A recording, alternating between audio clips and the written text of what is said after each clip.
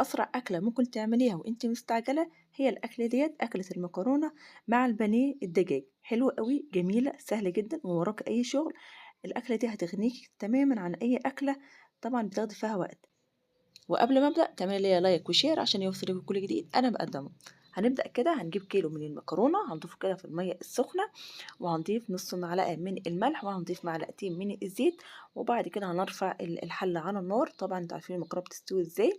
وبعد كده هنجهّز الخطوة التانية لمّا المكرونة بتاعتنا تستوي، هنجيب كده الطاسة بتاعتنا وهنجيب معلقة من الزبدة، وهنضيف معلقتين من الزيت، وهنضيف بصلاية تكون متقطعة مكعبات صغيرة، وهنضيف معلقتين من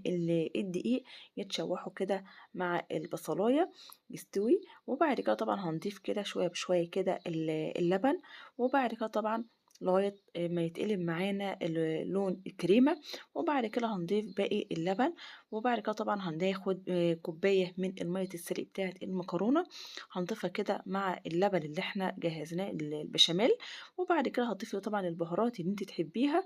طبعًا وهنضيف كده معلقة من معجون الصلصة كده، طبعًا لو أنتِ مش حاباها ممكن مش تضيفيها. كده تمام البشاميل جهزت معانا، طبعًا وهنجيب المكرونة اللي إحنا سلقناها نُص سليق ما تكونش مستوية أوي، تكون نُص سليق عشان لسه هنضيفها مع البشاميل، طبعًا كده هنضيفها كده، وبعد كده طبعًا هندّي لها تقليبة، وبعد كده طبعًا عندِك بقى خضار تضيفي كده على الوش كده المكرونة خضار كده، وبعد كده طبعًا هنضيف الجبنة الموتزاريلا، طبعًا أي نوع جبنة تحبيها تضيفيها. وطبعًا أهم حاجة في الخطوة دي تكون النار هادية ما تكونش عالية أوي علشان المكرونة مش تتعجن منِّك، تمام، وبعد كده هنغطيها بعد طبعًا ما ضفنا الجبنة كده زي ما أنتم شايفين، وبعد كده هنجهز الخطوة التانية، هتجيبي طبعًا الطاسة هتضيفي فيها زيت وهتضيفي فيها